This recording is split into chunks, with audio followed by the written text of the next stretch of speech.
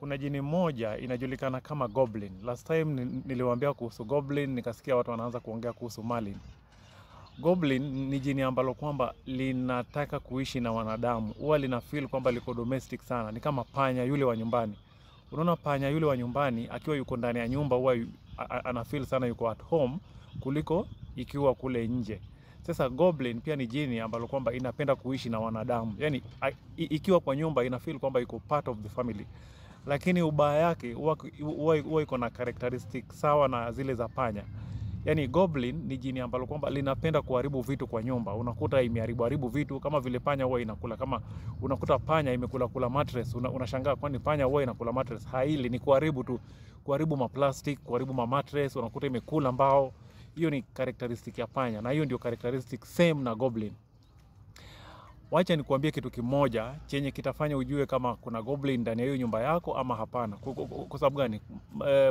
Mara nyingi Goblin ikifanya kitu mtu anasema kwamba ni panya.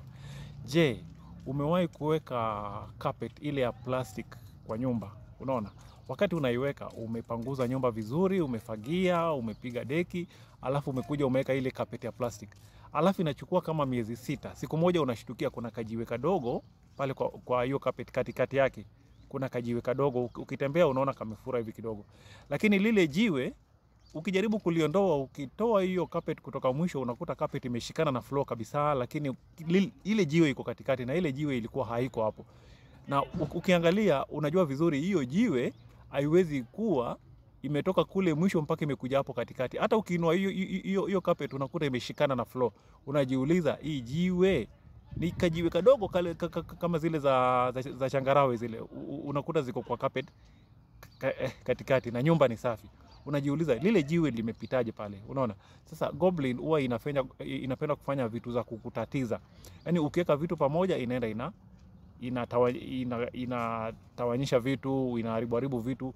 Hiyo ndio characteristic ya Goblin. Lakini Goblin hayuko harmful kwa mwanadamu. Hata hiyo Goblin wajua haifugwi. Inakuja yenyewe ni kama panya. Ushaona? Lakini tena hiyo Goblin huwa ikiona kuna mambo mabaya inakuja kutokea, huwa inatafuta njia yoyote sana ya kukusaidia. Kama kuna kitu kinaenda kufanyika mahali na ni kitu ambapo kwamba inahitaji attention yako, like umeweka kitu kwa stove na hiyo kitu ni kama inaweza kuharibika kwa stove pale, Goblin inaweza fanya mpaka TV nyamaze yenyewe. Ama kama ni ngoma ulikuwa umeweka, unashtukia ngoma imenyamaza, alafu tena unaona ikishavuta attention yako ukajua kuna vitu zinaungua kule, tena hiyo ngoma inaendelea. Unajiuliza, unaangalia ni nini ilikuwa imefanyika, mbona ngoma ilikuwa imenyamaza. Yani inapenda kuvuta attention yako kama kuna kitu kinaenda kuharibika.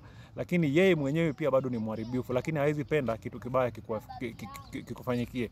Inaitwa Goblin. Ni domestic jinn, inaishi na wanadamu ndani ya nyumba.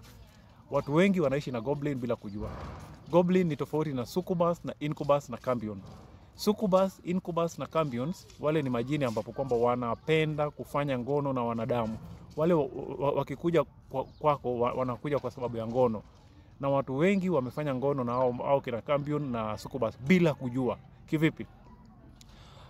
Succubus ikitaka kufanya na wewe ngono, inafanya na wewe ngono, yani inafanya mpenzi wako analala, alafu inafanya na wewe ngono kama mpenzi wako. Kulingana na wewe unajua umefanya ngono na mpenzi wako. Mpenzi wako yuko kwa hiyo kitanda tu lakini amelala fofofo. Ama anaweza bebo akaiko kwa kiti, alafu kafanya ngono na succubus ama incubus. Ushaona? Succubus ni ya kike, inalala na wanaume. Incubus ni ya kiume, inalala na wanawake. Alafu cambion ni mtoto wa succubus na incubus. Unaona? Lakini cambion mara nyingi huwa inakuja na sura ya watu waliokufa kitambo. Ukimuota bwana wako aliyekufa kitambo eti amekuja mkafanya naye ngono, sio yeye, hawezi. Mtu wako akishakufa hawezi kurudi ukafanya naye ngono. Ukiona amekuja ukafanya naye ngono, sio yeye, hiyo ni cambion na ni jini. Unaona? Na nilikwambia, unakumbuka niliwaambia kwamba haya majini yanategemea vitu fulani kutoka kwa mwanadamu. Wakati mnafanya ngono huwa inachukua ile maji ndio inaifanya ikuwe na nguvu. Bila hiyo inakosa nguvu. Ushaona?